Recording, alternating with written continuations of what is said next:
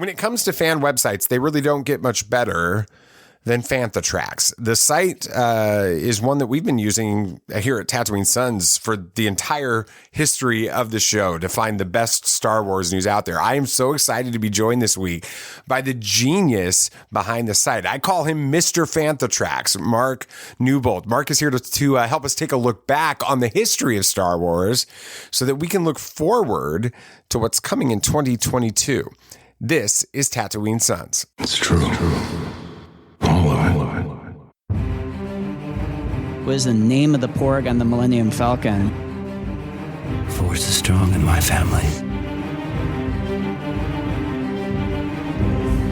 What do you think his name is? It's a big moment. I am a Jedi, like my father before me. Maybe Turbis? Do or do not. There is no try. Turbis? Pablo, if you're listening to this live stream, that porg's name is now Turbis. It's a good Star Wars name. We're not done yet. These guys record an awesome podcast called Tatooine Sons. Everybody listen to it. Welcome to Tatooine Sons, the only fan podcast to name an official Star Wars creature and be endorsed by the writer-director of The Last Jedi, Rian Johnson. We believe that pop culture is the mythology of this generation, in that there is a story written on our souls. These myths speak to that story. And that is why I am honored to be joined this week by Mark Newbold. Mark was first caught up in the Star Wars tractor beam all the way back in 1997 when it all started. And he has been involved in running websites about a galaxy far, far away since 1994. He's the editor-in-chief of Fantha Tracks, one of the best Star Wars news and opinion websites out there. He is a frequent writer for StarWars.com and other print and online magazines, including Star Wars Insider and Build the Millennium Falcon, Starburst, and Star Trek, the official magazine, which then proves that you can be a Star Trek and a Star Wars fan at the same time. He is a proud honorary friend of the 501st and the Rebel Legion. As Mark and I started our conversation, we began discussing how 2022 could become the year of Star Wars, even though there won't be any theatrical releases this year. And I wondered if this is the year where we decisively answer the question of whether Star Wars will endure as a major franchise like Marvel. Wow, I mean that's the benchmark, isn't it? Marvel. I mean they've got that motor ticking so nicely. I think I did a review on the site recently of Star Wars Year by Year, and it made you realise when you look back just how much content there's been, even in the Disney era. You know, just that 5-year span that the new book covers. But next year really could be quite ridiculous in a good way. In a positive way. Obviously, we've got Andor, we've got Obi-Wan, we've got Season 2 Bad Batch, maybe Season 3 Mando, who knows? We've got the rest of Book of Boba Fett. Hopefully we'll get some announcements. We've got a celebration. I think Star Wars is hopefully, good point. I think Star Wars, in a way, is sort of past the point of thinking that it's going to come to a halt. Unlike Star Trek, for example, which has always sort of ebbed and flowed, and is on a definite high at the moment in terms of the output, certainly. I think Star Wars is pretty solid. You know, the publishing campaign's going really well, comics and books, Insiders bobbling along nicely, thank goodness. You know, there's plenty of other things going along with it as well. I think it's in a good spot, and it feels like it's capturing a broader audience as well. Us niche people, not that niche, but, you know, us guys who are really deep into it are invested as much as we're ever going to be. It just feels like there's new people coming in. The parks help as well. So yeah, I think we're going to be okay, he said, crossing his fingers. Good for podcasting. Yeah, awesome. Well, so you mentioned a lot of the different titles that are coming out this year. Of all those new titles, which one is the one you're most excited about, and why? I've been saying it since they first announced it because I adore Rogue One, and Diego Luna was my favourite thing in it. So it's definitely Andor. I mean, I'm stoked for Obi-Wan, of course. Who's not going to be? Even if your focus isn't the prequels, because it's Ewan. Obi-Wan was one of the original characters from the original film. He's an OT guy as well. So I think he captures a lot of areas. You're either looking back at where he's come from, or you're looking forward to where it connects to. So that captures a lot of hearts in all directions. Bad Batch really blew me away in a way I didn't expect it to. I thought that was going to be quite linear and obvious, and it wasn't. So that was a really pleasant surprise. But Andor's the one. Just that run. I say this a lot. That run up to Scarif and Yavin. And it's funny how I always say Scarif and Yavin now, and for years we just said Yavin. But that run up to that period of time when you're getting the Alliance in the place where they can sort of establish themselves and make a stand and be a proper opposition, I think could be fascinating. We are really big Rebels fans here at Tatooine Sons. It's how the Sons got into Star Wars originally. What are the chances from, this is obviously all speculation and just kind of hopes, but the idea of you talk Scarif and Yavin and we have that tiniest glimpse of Ghost. We have the tiniest little moment with Chopper. We hear about General Syndulla. Do we finally get some live action Hera Syndulla or something like that in that? Do you think that's a possibility? In the sense that right now, as a comparison, in Book of Boba Fett, we're seeing certain characters from the comics. I won't say too much because in case people haven't seen it, but there's characters from the comics that's come into the episode briefly. There's lots of nods to various eras of Star Wars. I think Andor makes so much sense because within the ballpark of Andor, of course, you've got Rogue One, which is running up to, but you've got Solo not that far behind it. So there's options there. You've got Obi-Wan within a handful of years around it as well. Of course, Rebels. So, yes, I think if anywhere, that's the place it will happen. And I don't know which character it would be. It could be a bad guy as well. It could not necessarily be any of the good guys, but I think there's going to be Rebels overlaps. It makes sense to pull them in because they were a cell, weren't they? They were one of the cells that sort of coalesced into the larger union. So I think it could happen, yeah. Be a good one to see.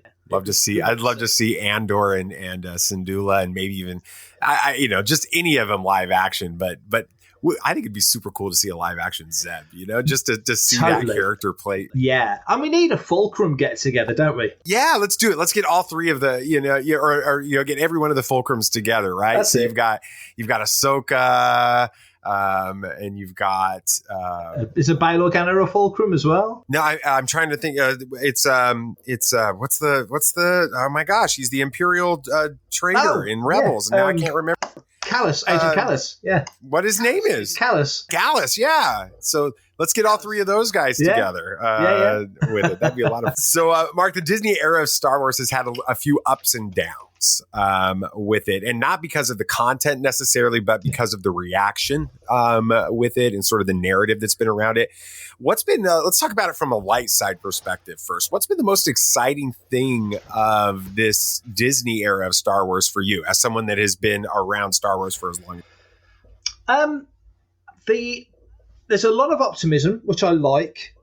I like the fact that there's younger fans coming in because Star Wars has always needed that. Because I think because a lot of us came in at a certain point of time, around a certain age, I think naturally, especially when it did go quieter for a while and other franchises were sort of prominent above it until it came back big time in the early 90s, which sounds ridiculous. That's 30 years ago. But there has been periods when it's been not sort of at the peak of the zeitgeist, always on it, but never at the peak at the time. I think there's an inclination to feel like I'm going to say we because I was part of that generation, I guess, like we kind of owned it. When you're down to your major Star Wars adventures are with a dice and a piece of paper playing West End game Star Wars or early LucasArts games, it's you on your own. You're not interacting. There wasn't no multi-online games. You couldn't be sharing it with people around the world. It was kind of yours.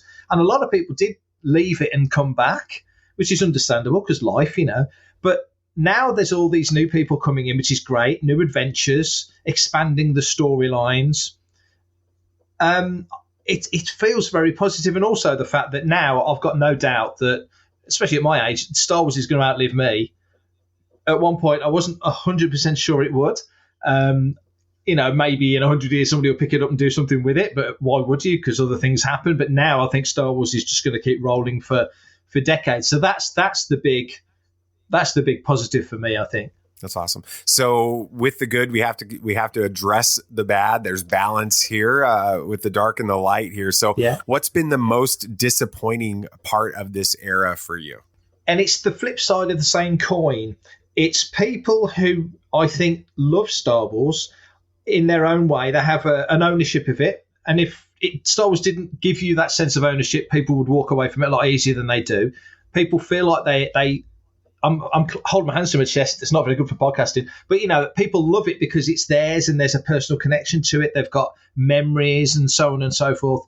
But I think sometimes that ownership, which I think people call gatekeeping now to a degree, can almost get lost. It's not seeing the wood for the trees. It's, we all came in together, and then people came in through Empire, through Jedi, through droids, through Ewoks, and all the other things that happened back in the day, 80s Lucasfilm. And then the prequels came along, and there was a schism there. And now you've got this current era. I keep wanting to say new, but it's 10 years in October since Disney bought Lucasfilm. It's insane. I can't believe it's 10 years. It still feels like it's just happened. But, there's another schism there. And I think it's people who all have a great love for Star Wars, but they just can't kind of step to one side and let this new run happen. And I do get it, because some stuff, you've not got the same people marshalling it. You've not got the same people organising it. It's a totally different team of people. There's very few who were around then who are around now. And even then, it's kind of, let's bring, I don't know, pick a name. Let's bring Phil Tippett back to do the chessboard scene in Solo because it's Phil Tippett, He had a much deeper involvement in Jedi than he did in Solo. That's a weird example, but I think you get what I'm getting at. It's a totally different crew of people. I don't think they love Star Wars any less. It's just that when those guys were making Star Wars before, they were just head down, making the films. The authors were head down writing the books. There wasn't this legend of Star Wars. And Star Wars has become so iconic, certain characters, situations. I mean, Empire Strikes Back, how many years has that been voted one of the greatest movies ever? It's always in the conversation. So massive hurdles to sort of clear if you want to make a new Star Wars film legendary and part of that. I think the one film of the current era that's done that personally is Rogue One. I think that's seen very highly by an awful lot of people. But we're in a television era of Star Wars now as well. So it's going on both levels. I'm excited, but I'm not saying I have sympathy, but I do kind of understand where some people have a gripe. Not that I agree with it. I mean, from why they would want to feel that way, because I think they love it as much as others do, but just in a different way. And that's life, though, isn't it? It causes these issues. So sadly, it encroaches on our safe space of Star Wars. How does Lucasfilm and Disney regain the confidence of the movie-going public following some of the starts and the stops and the misses and kind of the confusion between films that some fans feel like you see between, especially in the trilogy there? That's a tough one. And you started off by mentioning Marvel, which I think these days, he's always mentioned Star Wars and Star Trek, and then Star Wars and Lord of the Rings and other franchises, and that's fair in the moment, but I think today you've got to compare it to Marvel. And Marvel are just smashing it. They're king on the screen, big screen. They're ruling the small screen, and all these stories interconnect in a beautiful way. We're starting to see it to a smaller degree with Book of Boba Fett, but that's not hooking into a film that's coming out. Marvel are linking into films that are coming, films that are just out. They're just perfect. Star Wars kind of wants to get to that situation, but I've said it for years, you can't compare Star Wars to Marvel because you can have the Avengers and every single one of those characters can go off and have their own film. You couldn't necessarily have a crew of Star Wars characters together like a team of superheroes and give each of them their own film or TV series. It doesn't quite work like that. They're not built like that. So to get the confidence back, I don't know. I mean, part of you thinks, let's drag George out of retirement against his better judgment. happily having a well-earned retirement wherever he is at the moment. Drag him from the coffee shop and say, George, you're making a trilogy. If he made another trilogy, he would want to do something different. He wouldn't want to retread old ground. He wouldn't do something new. Half of Star Wars fandom is happy with the familiarity of what's gone before, and half of it wants something new. I see you've got a Last Jedi poster behind you. That is the perfect example. Half of the audience loved it because it was something fresh and new, and half of the audience hated it because it was something fresh and new. And that's that schism, isn't it? So I think to get the confidence back, partly they need to touch on the familiar, which is why Mando works so well, Book of Boba Fett is working well. But they've also got to strike out into some new ground. Where that is, I don't know. I think you need to step away a little bit from Jedi versus Sith, which is what Mando was doing, but kind of changed at the end of season 2. Certainly so far what Fett's doing, but that might change. They're all staples of Star Wars, but I think maybe just something a little bit different, but not too different. Yeah. It's definitely that answer made no sense. It's fine. It's here in the U.S. we've got this idea of the armchair quarterback, the guy that knows exactly what the team should have done on Sunday, and it's really easy on Monday to make all of those judgments. But when you're in the midst of it and you're dealing with a franchise that is as loved as it is and is as loaded with different ideas and stories and themes. And you're trying to figure it out. I know you're familiar with Pete Fletcher over at Around the Galaxy podcast, and I love the way that Pete. I heard him describe it once. He said that when it comes to the sequel trilogy, you've got JJ, who's a Star Wars movie fan, and you've got Ryan, who is a Star Wars fan. And it's like the greater lore and everything in the background of it as well. And so both of them are coming from a position of absolutely loving this franchise, but they're coming up with very different interpretations of it. And it's a real challenge. Yeah. And it was weird to try and put those two together. They didn't quite, because their sensibilities were so different, but both 100% Star Wars guys. It was a weird connection to put the two together. Yeah. And it worked on some levels. And then I think a lot of us are willing to admit that in other levels, it didn't really work as well as we had hoped it would have But that's a great point. You make a great point, because I know we're going off topic here, but I always go off topic. No, it's good. I'll forgive myself. I think with Star Wars, you look at the original trilogy and it had 3 different directors. And I think that worked really, really well. And then look at the prequel trilogy, and it was just George, and that worked really, really well. So it's difficult to know which way to pitch it, but I think having one guy direct episodes 1 and 3 and somebody else direct episode 2, if you were to put it into those terms, 7 and 9 and 8, maybe didn't quite work because the baton's being passed at high speed, and I kind of wish either JJ had directed all 3 or somebody else directed 9 and just give them their own flavour, because 7 and 8 are so different. Connected but so different, but then 7 feels like 9 and feels like 7. So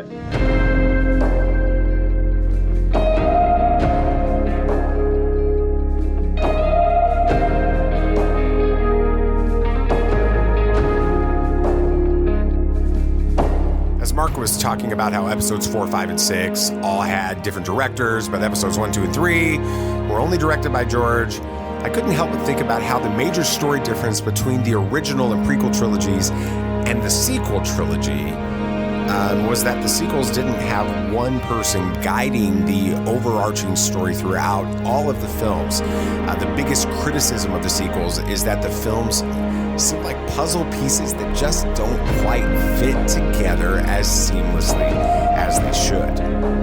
My interview with Mark will continue in just a moment, but I want to take a minute to thank our sponsor, Cufflinks.com. If you're not familiar with Cufflinks.com, all you need to know is that they have over 3,000 items, including cufflinks, ties, tie bars, and socks from all of the fandoms that you love. We love Cufflinks.com because they're family owned and they're run by a couple of brothers who geek out about Star Wars as much as we do. And they have stuff from all of those franchises, Star Wars, Star Trek, Marvel, DC, Lord of the Rings, all of that.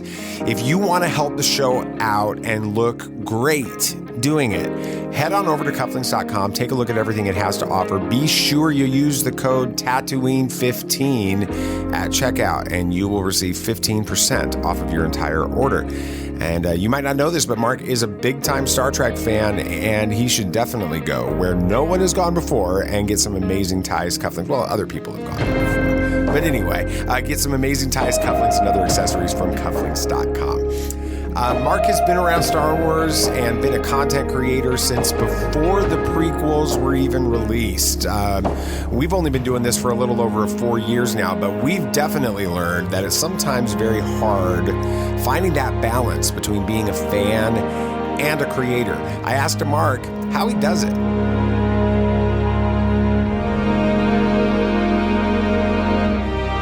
That's a really good question. And this conversation has come up before.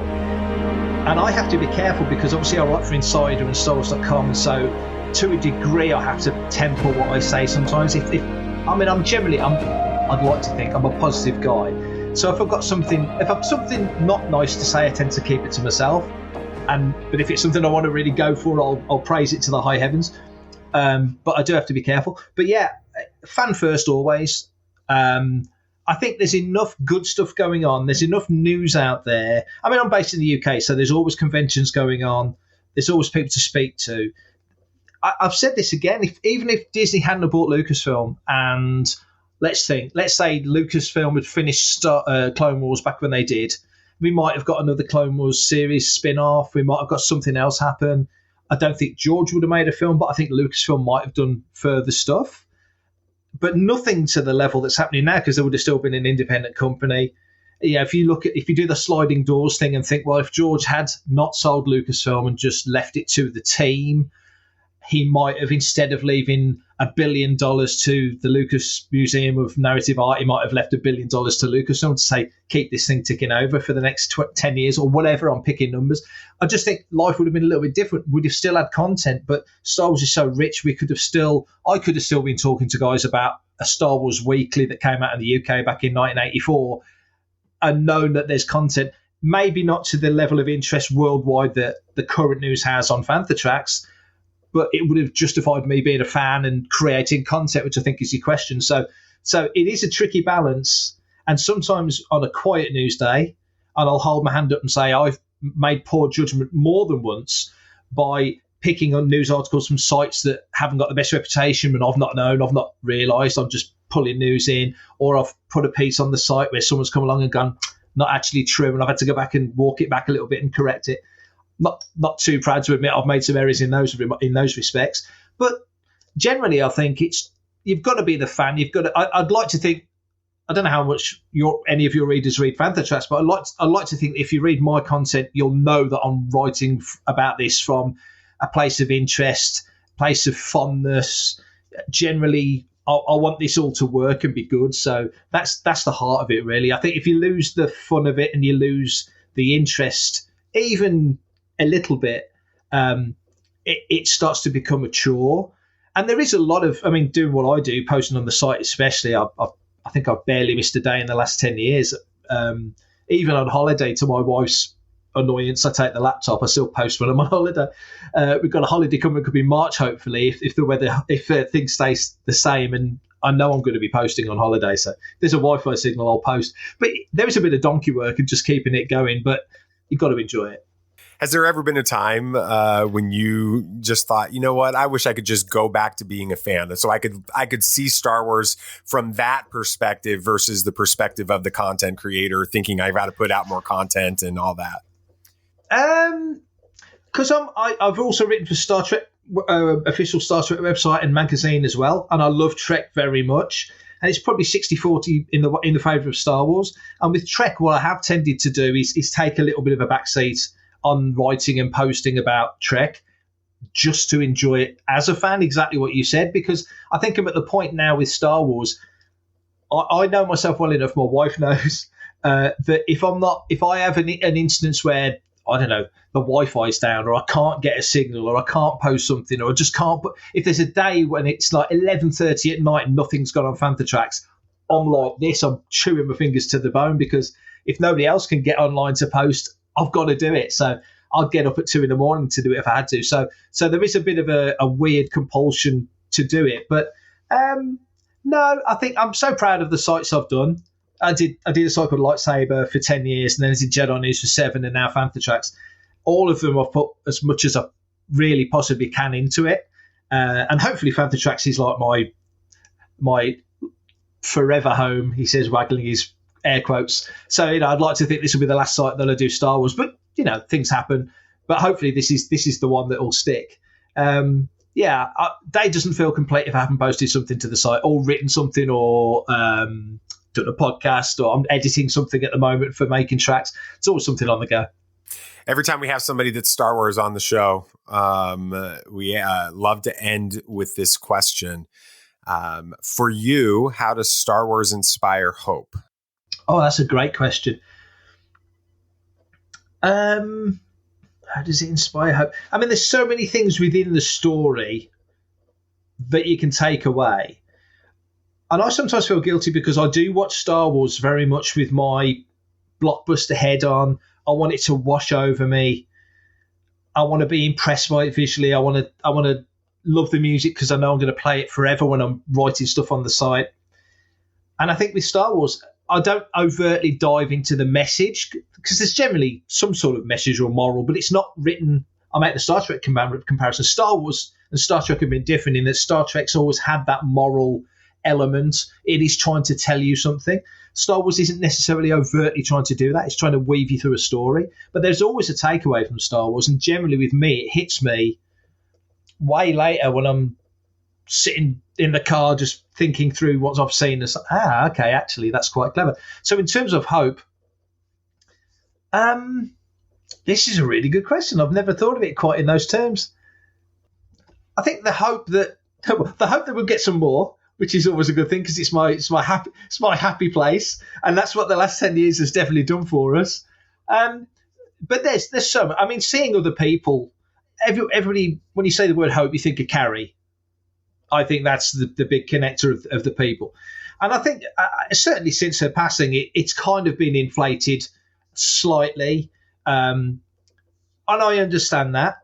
But by the same token, when I see people take so much from that in a positive way. And I think this is somebody watching the same things I'm watching. We're all different. We've all got different upbringings. We're all wired differently. We all see different things. I love the thought that Star Wars and a character, and it by extension, the actress behind that character, or any other character, can make people feel so good, can give them the inspiration to go and do things, push on, get in a career, have it as their safe space to fall back on when things get tough, which it certainly has been for me over the years. So I would say, yeah, that's a lousy answer that waffles way too much, but I think that's kind of what it is. I think just knowing it's there and it's there for you, and you take what you want out of it.